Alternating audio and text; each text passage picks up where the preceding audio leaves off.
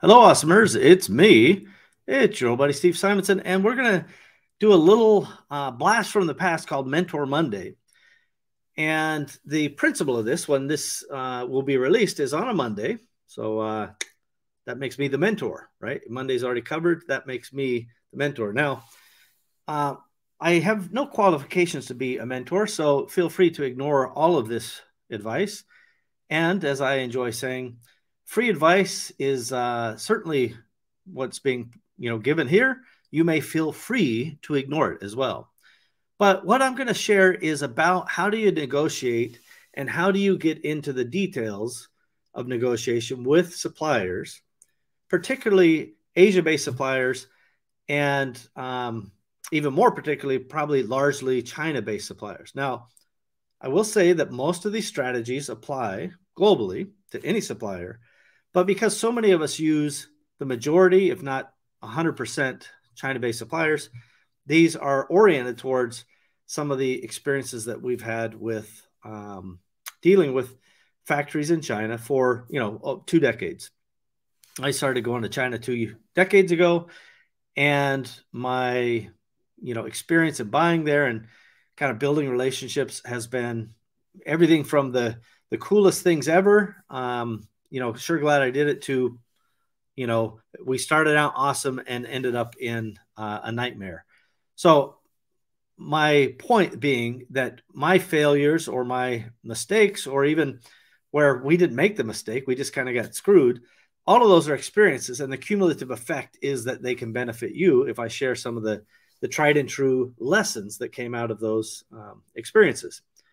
Now, one just quick note, again, although this is focused on China, it doesn't mean that they don't work in other parts of the world. So, we're doing a fair amount of movement into Vietnam, as we have done for the last 4 or 5 years.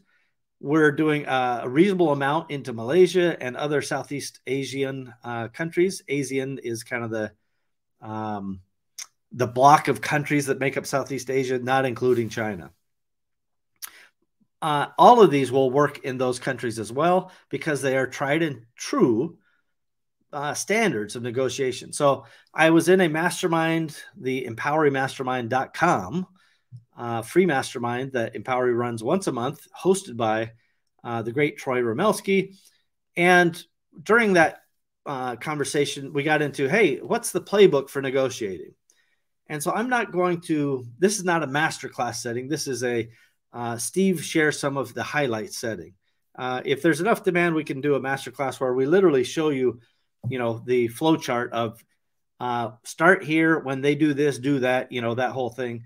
But that there's a lot of kind of document production and a lot of things that go with that make it into an actual job for me. And since this is a volunteer effort, I'm going to do the broad strokes for you here today. So let's now jump ahead and say we're buying in China.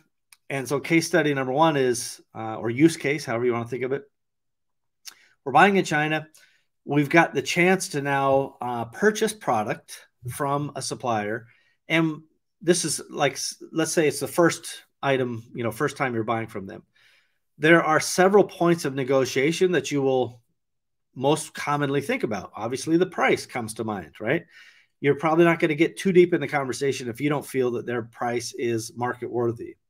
And so I'm not including all of the pre-discovery and sourcing and processes that you would go through. You can go watch some of the sourcing videos I've made. Let's assume that you've made the decision to go with these guys because you believe their price is reasonable in the market conditions that you have already kind of researched. Now the question is, what do you do to make sure that you're setting yourself up for future success? One is you take a note of the currency exchange rate. So on your pricing agreement, you should note today's FX rate. So if today's the day of the pricing agreement, note the FX rate. And if it changes in a substantial way, let's say by more than 5%, then I want you to be forthright about that change, whether it's to your benefit or otherwise, and your factory should feel the same way. If it's to their benefit, they're going to make that call. If it's to your benefit, they'll often be very silent or have a whole series of excuses why that FX rate is not, even though it changed, they don't want to make a change. We'll talk about that here in a few minutes. So you're making a note of the FX rate, you're agreeing on a price, and then you are starting to now agree on the Incoterms. By the way, this should have been baked into the price discussion, but is this a price that is Ex Works, right? Is this a price that's FOB, essentially freight on board, which means that they have to transport it to at their expense, by the way, baked into your price. FOB means they're transporting it to the port and getting that freight on board. And from that point, then it's your responsibility. And Incoterms are really, really important to understand. If you don't understand them, don't agree to them until such time as you understand the point that you're taking responsibility to the point that to the point that you want it shipped, basically. So as an example, DDP is I take responsibility when you deliver it to my final warehouse, right? The opposite of that is Ex Works, which is you take responsibility from the moment it hits their dock and they say it's done. Now you got to have a truck, you pick it up, you take it to the port, you have it packaged, blah, blah, blah.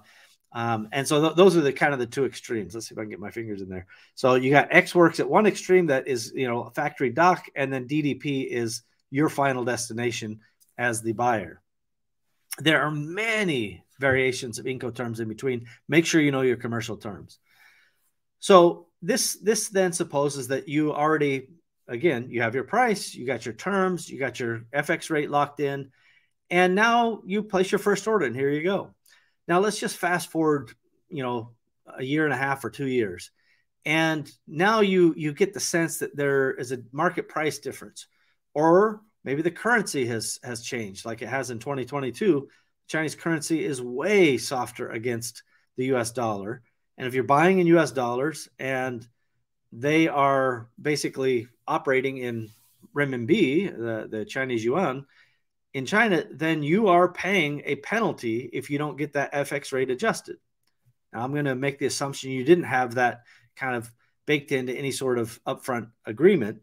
And that means you need to go back and you need to say, listen, here's at the point we bought, here's the FX rate. At the point we are now, here's the FX rate. That's an 8% difference. My price now is 8% lower on my next PO. Now, again, I want to be very, very clear. Suppliers are, they're in business to make money. I'm not mad at them for that reality, but they will have a whole series of reasons why that's not a good idea. Labor's gone up, raw materials have gone up, all of these other things. And so don't expect them just to simply roll over and say yes to you. What this does mean, however, is this is a point of negotiation. And everything in negotiation is about, each party's leverage against the other. So points of leverage can include, how big of the supplier's business are you, right? Are you 1% or are you 10% or are you 50%? In any regard, like how important are you to that supplier? Because the more important you are to them, that means you have some leverage. The less important that you are to them, the less leverage you have, right? So just think about leverage on one of those legal scales of justice balancing things, right?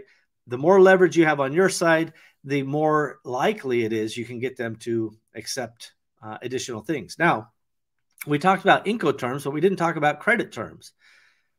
Although if you're experienced, you can start with credit terms. Many times you will need to build into credit terms over the course of time.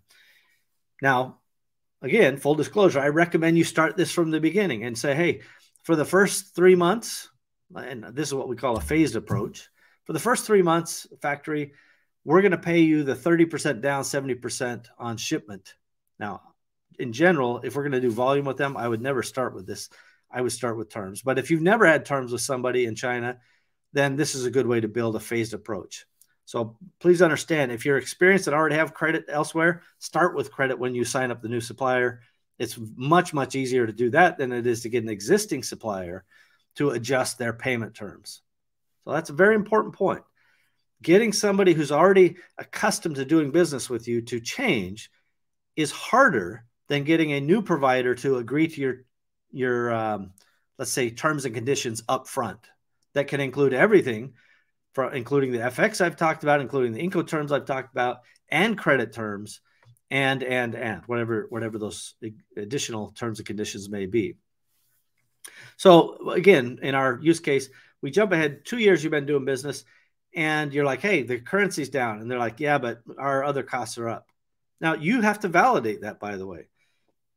Labor is probably up somewhat, but at a certain point, you have to start going, well, that sounds like a China problem to me, right? If labor is not, it is increasing in Vietnam, but it's still way lower than China.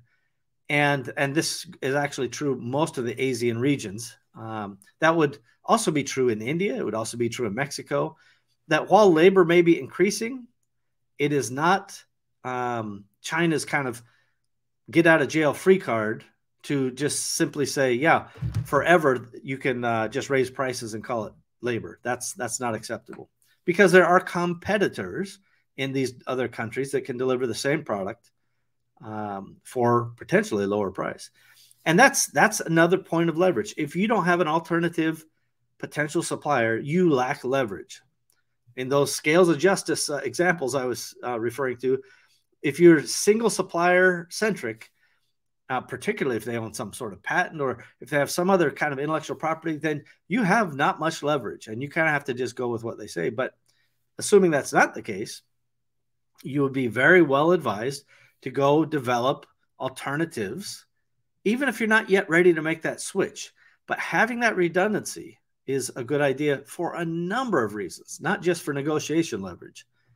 And I won't go into the details now, but more factories are declaring bankruptcy and or just disappearing in China, in the last couple of years during the pandemic than ever before. Now, how much of that is pandemic induced and how much of it is their, raw financial performance?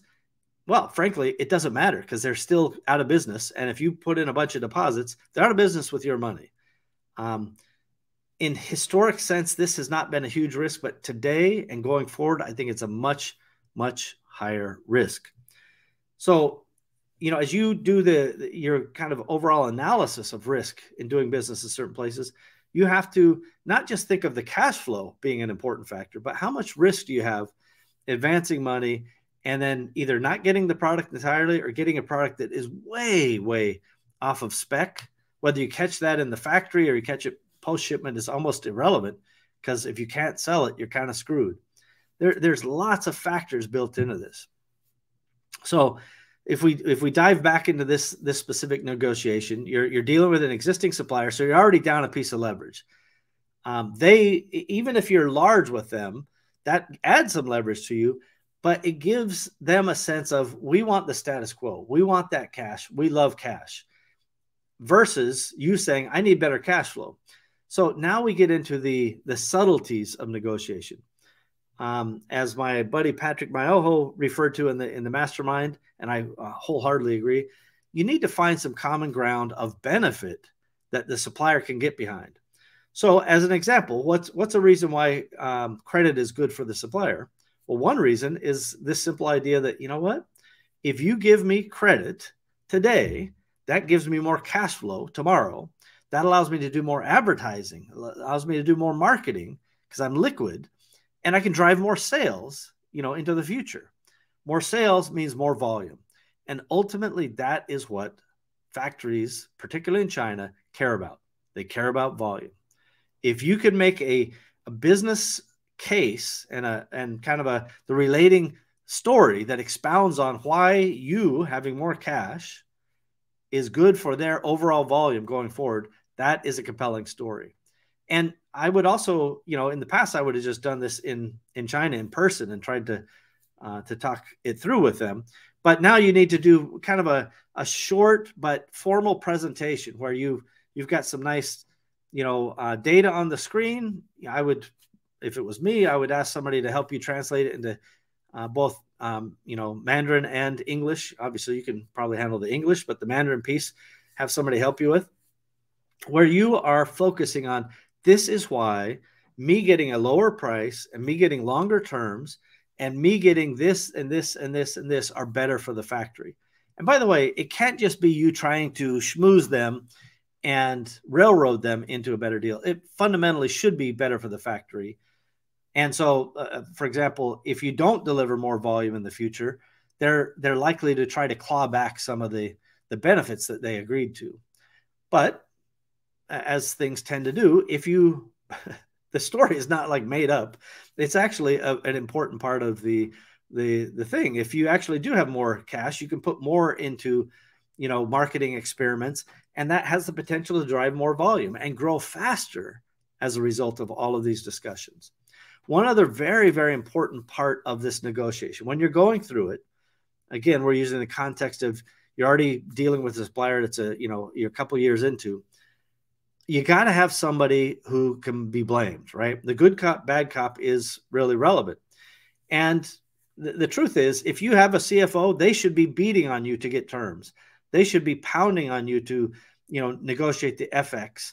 And so if you don't have that person, you can blame me if you want, but I like to blame the finance guy in the back corner.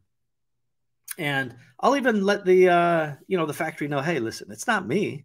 It's this guy in the corner. He's just constantly annoying me on, the FX rate has fallen, and gosh, we should get, instead of freight on board, CIF terms, right? Which moves their responsibility a little farther towards, our benefit. We've got to have longer terms instead of, 60 days. Maybe we want 90 days from bill of lading. And all of these things are really your finance department should be doing. If you lack a finance department, then let Steve here be your virtual finance department. And you could just say the crazy finance guy, Steve, says, we got to have better terms. We got to have better, FX analysis. And in full disclosure, I've alluded to this earlier, but I want to say it explicitly. When you agree to an FX initial rate on a pricing agreement, that should be adjusted whether it's in your favor or against your favor. In other words, if everybody on the buy side is like, hey, the currency in China has dropped 10%, drop my price by 10%. But if the currency goes the other direction and the dollar weakens by 5%, then they should get an adjustment as well. So it actually should work both ways so that it's fair on kind of that global market basis. Now, again, there are many other points of negotiation in these types of discussions that I simply don't have time to get into. So there may be duties, there may be anti-dumping duties, there may be tariffs, like the Trump tariffs. There may be any number of other things that are relevant to one supplier, but not another supplier. And you have to really understand that global landscape of, who can offer you what, under what conditions, and then what is the net resulting price. And so, again, I want to be clear that if you have pressure, instead of just sending an email going, I need a lower price, that is basically unsophisticated and they could almost auto reply with any, list of 1 and 1,000 different reasons why that's a bad idea for them. You have to be more thoughtful. You have to be more methodical and professional and say, if you can cooperate with us, if you can help us achieve this, financial outcome, whether it is terms or whether it is adjustments in your pricing due to real factors, that will benefit you as a factory with more volume. And then paint that picture in a true professional way, you'll find better results. Now, one other, kind of oversight idea I want to give you. If you're thinking of, buying from the factory and you're having any sort of quality issues, those are part of the negotiation, right? How are you dealing with, the costs of factory audits or extra inspections or claims, right? If you got a bunch of bad products, it may also include them paying for lab tests if you get a failure. It's like, hey, the inspector says this is off spec. You disagree, we're sending it to a third-party lab. Let them determine if it's off spec or not. And then the loser pays and makes it right. There's any number of variables in a negotiation, not just price, not just terms, not just these individual obvious things like FX, exchange rates, and the like.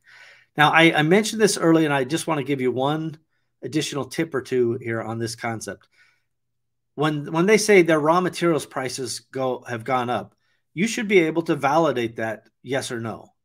For example, if your product is oil-based and the price of oil is running amok, that trickles down into all the oil byproducts, the plastic pellets and all of the various things that they have to have. And so there is some reasonableness where if oil price is up 20% and FX is down 10, maybe it's a win to just hold that price level. So knowing your raw materials, at the commodity base, what's happening there is really, really important. So I do want to share with you that those commodities are cyclical like everything else.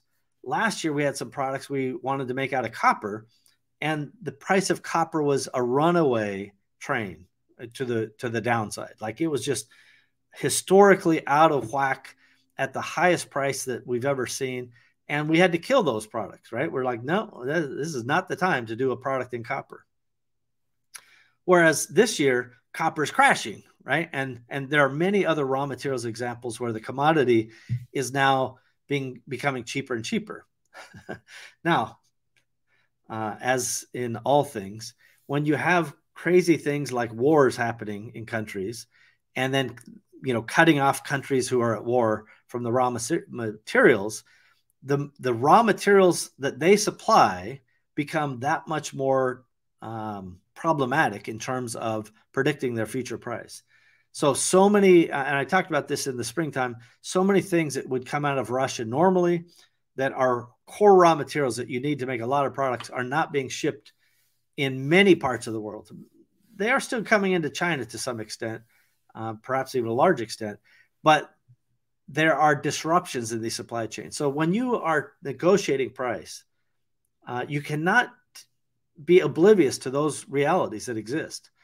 We had some suppliers in the heart of last year that are like, our cost of this wood pulp raw material is up 60% in 5 or 6 weeks. We have to increase your price. And we would be foolish as buyers to not have empathy and understanding that if your supplier doesn't make money, at whatever kind of reasonable manufacturing margin basis there is, but if they are losing money forever, that's terrible for you, right? They'll go out of business at some point. So your objective can't be to make an order from you be a penalty, right? They should be excited when they get an order from you, not because they're going to retire on that single order, but because this is another incremental order towards their success and your success. It's a mutual benefit to everyone when you get it right. So the foundation, again, on all of this is who's got the leverage and on what basis, why. And if you guys, if I get some feedback, you can send in feedback through any of the social channels. But if you want a real masterclass where we show in, exactly, step one, new supplier, here's how we negotiate with them. Or maybe that's use case one. Use case two is, hey, here's an existing supplier. Here's how we negotiate with them. We are happy to get into the details. It's just that is not a super succinct thing. It would take several hours to really take you through all of those iterations. Let's see. Final point. If you don't understand the true market price for your product, whatever that product may be, then you are in a disadvantage. That leverage has swung to your supplier and won't come back until you really understand your market price and have a redundancy plan in place to switch product to another supplier when needed. This is not me saying I don't value relationships or I don't want to keep factories long-term, but this is me saying I'm not naive and think that as I build a relationship that I am somehow, afforded some unique special pricing or special margin consideration from the factory. That's just not true. And I see a lot of sellers, particularly in e-commerce, in the Amazon FBA space, where they think, well, my supplier had their son come over and stay with me, and that was a great honor for me. And, my supplier sent me a gift, and, how thoughtful they are. They really care about me. Or my supplier, sent me some masks when the pandemic started. Wasn't that a thoughtful thing to do? And there's any number of these other nuanced and subtle little things that make people feel warm and fuzzy inside, but they are 100% manipulations. Don't you forget it. Now, it doesn't mean they're not sincere manipulations, right? Maybe they really do want to send you a gift because they like you, but they're done for a precise reason. And as always, I will implore you, read the book, Poorly Made in China by Paul Midler. He's a brilliant author. It's well told. All the stories in there are, they didn't happen to me, but they feel like they did, because I had many situations in there that are almost exact carbon copies of those stories.